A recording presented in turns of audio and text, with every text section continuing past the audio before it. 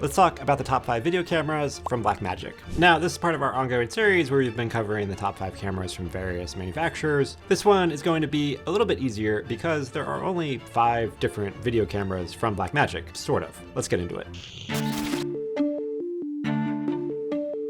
Now, we normally break these videos down by the best option from that manufacturer in different budget ranges. Fortunately, Blackmagic has an option to fit just about any budget, though if you are looking for something under $1,000, Blackmagic is not really going to be the best option for you. Also, before we get into the specifics of each camera, let's just kind of cover a few general things that will apply to all of Blackmagic's cameras. Half of their camera line is called the Pocket Cinema camera because they're designed for one specific thing: record super high quality cinematic footage in a small package, pocket-sized package. So they only record high-end formats, either Apple ProRes, which takes up a lot of space, or B-RAW, Blackmagic's RAW format, which takes up less space, but can be a little bit tricky to work with. If you're natively editing with DaVinci Resolve, which is Blackmagic's editing and color correction program, it works natively with that because it's the same software. Also, if you do buy any of these cameras, you will get the full unlocked version of DaVinci Resolve. But if you're editing with Adobe Premiere or Final Cut Pro or another editing program, you're either going to need to convert the B-RAW files into something they can read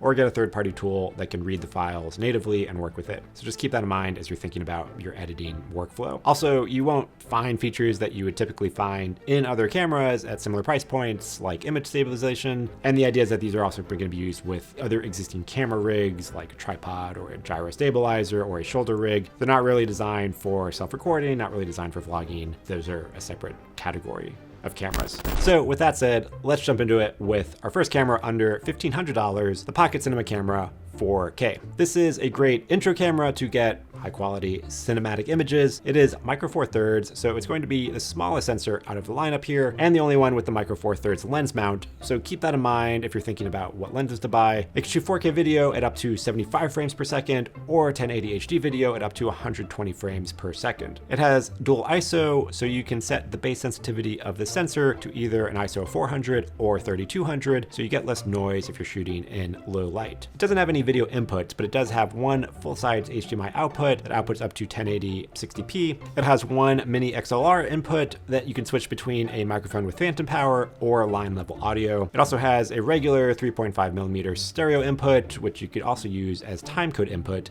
and it has a regular headphone jack so you can monitor your audio. It has an SD card port and you can record SD cards, but you can also plug in an external hard drive into the USB-C port and record straight onto the external hard drive, which is handy because, as I mentioned before, the file sizes can get pretty big. Now, the downsides are what I just mentioned previously: no built-in image stabilization. It also eats up batteries pretty quickly, so you'll want to have extra batteries, or they do sell an extra feature, which is an extra battery grip, so you can get some more runtime out of the camera. But for just under $1,300 at $1,295, this camera is a great deal for capturing super high quality video at a very affordable price point. All right, now let's move up a notch to under $2,000. We have the Pocket Cinema camera 6K G2. So the G2 is an updated version of this camera that came out in 2022. Still a small camera, very similar size to the 4K, but all of the settings and features kind of go up a notch. It has a Super 35 sensor with 13 stops of dynamic range, which can shoot 6K video up to 50 frames per second. It also has the same dual ISO settings that we saw from the 4K model. Now, camera mount is a bit different. This one has a Canon EF mount for lenses, which opens up a lot more options and available lenses than the micro four thirds mount. It also plays nicely with Blackmagic's other camera models, most of which also use the same Canon EF mount. The G2 version also has Gen 5 color science that is pulled straight from Blackmagic's higher end cameras that we'll talk about in a second. Same inputs and outputs that we found in the 4K camera, but this one has 2 mini XLR audio inputs, so you can have 2 different audio sources from pro level microphones, which is enough to cover like 90% of the recording situations that you're going to come across. The screen on the 6K model can also flip out and articulate a bit. It can't do a full flip and have self-recording, but you can adjust the angle so it's easier to see your image from different positions of however you're recording. Now, these cameras don't come with an electronic viewfinder by default, but there is an optional electronic viewfinder accessory that you can buy if you prefer to record with a physical eyepiece. But that's only for the 6K models of cameras, not the 4K model. So bigger lenses, bigger sensor. The 6K G2 model is only $1,995, so just under $2,000. Now, moving up a little bit in price, there is one final model in the Pocket Cinema camera line that is just under $2,500. It is the 6K Pro. So this Pro version of the camera, when it came out, it used to have a ton of extra features compared to the regular 6K camera, but since they released the G2 version that we just talked about, which incorporated a lot of the Pro features, these cameras are now nearly identical, except for one thing. This Pro version has built-in ND filters. So ND filters, if you're recording outside or in super bright spaces, ND filters are a necessity to properly expose your video while being able to keep your aperture open so you can still get that nice shallow depth of field and not overexpose your image. But you can get ND filters as lens attachments, attach them to the front of your lens or put them in a matte box. But higher end professional cameras have ND filters built in. It also just makes your rig a lot more flexible. If you're like running from inside to outside, you can just slide down the ND filter and adjust your exposure. So the Pro version of the camera has 3 different ND options built into it, either 2 stops, 4 stops, or 6 stops. But besides that, pretty much everything else in the Pro is exactly the same as the G2. So basically you're just making the choice of, do you want to have the convenience of having built-in ND, and is it worth that extra $500? All right, so now we're gonna jump ahead into the URSA model line, which is Blackmagic's higher end cameras. But before we do, I wanna mention another really interesting thing about all the Blackmagic pocket cameras and the URSAs, but this sort of more applies to the pocket cameras or more of the use case, and also just how well all of Blackmagic's stuff integrates together if you stay within its same ecosystem. So Blackmagic makes a ton of other live streaming and live broadcasting hardware, and one of the more accessible tools is the ATEM, which is a small little mixer that you can plug in 4 or 8 different inputs and mix them into a live stream or a live broadcast and send it out to YouTube or a projector if you're doing an event type of thing. So if you use any of these pocket cinema cameras and you plug them into an ATEM via HDMI, it unlocks a lot of extra features, like being able to control the camera remotely from the device or from the software on your computer, so you can start recording, you can change focus, you can change exposure,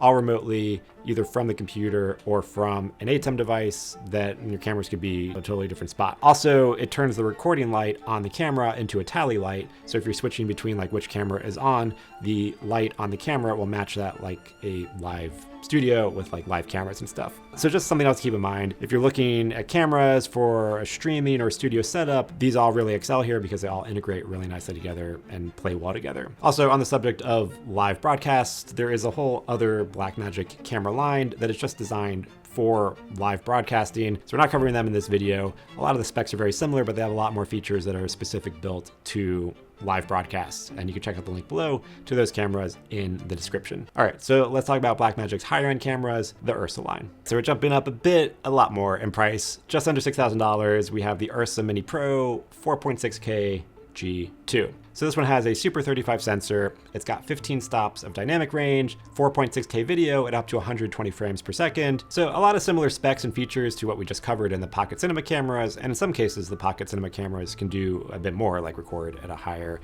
resolution, like 6K. But what sets the URSAs apart is they have a much bigger body. They look more professional and look more like a cinema camera. They also have a lot more inputs, outputs, and buttons to quickly control settings. This one has built-in ND filters with the same 2, 4, and 6 stop options. By default, the URSA comes with the Canon EF lens mount, but they do make available accessories where you can easily switch out the mount to have different types of camera lens mount options. It's got 2 full-size XLR audio inputs, 12G SDI input and output, and it has a 4-inch flip-out monitor that can also flip forward for previewing or self-recording. This camera is way too big to do any type of vlogging unless you're on a tripod or in a studio or something. Now, some of the downsides of this camera, compared to other cameras out on the market that can record similar quality, the body of this camera is a bit big. But that could sort of be a pro or con depending on what you're looking for, if you are looking for having a bigger, sturdier camera body. Also, it's not the greatest in low light, especially again if you're comparing it to similar cameras in this price point and how they handle low light. But it's got a lot of pro level features, great quality. This camera's been around for a while, so you know it's a solid workhorse. It's a good deal and a lot of flexibility for just under $6,000.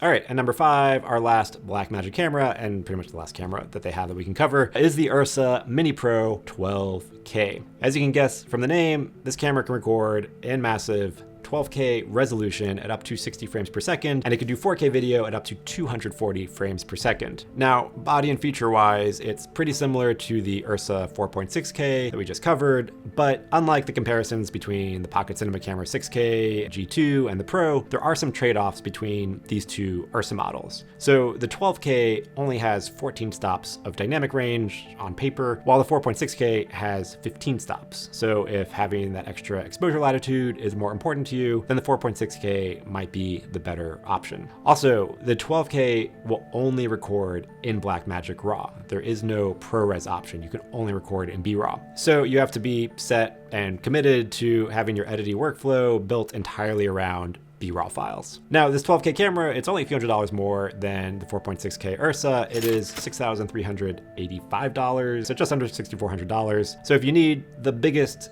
images possible, or you want to shoot really slow motion 4K video, it is a great, solid option. But be prepared, you have to work with B-RAW files only. All right. And that is the roundup, 5 of the best Blackmagic cameras for recording video, and also pretty much the only 5 Blackmagic cameras for recording video. Like I said, they do make broadcast-specific cameras, but they actually don't record. They are for broadcasting.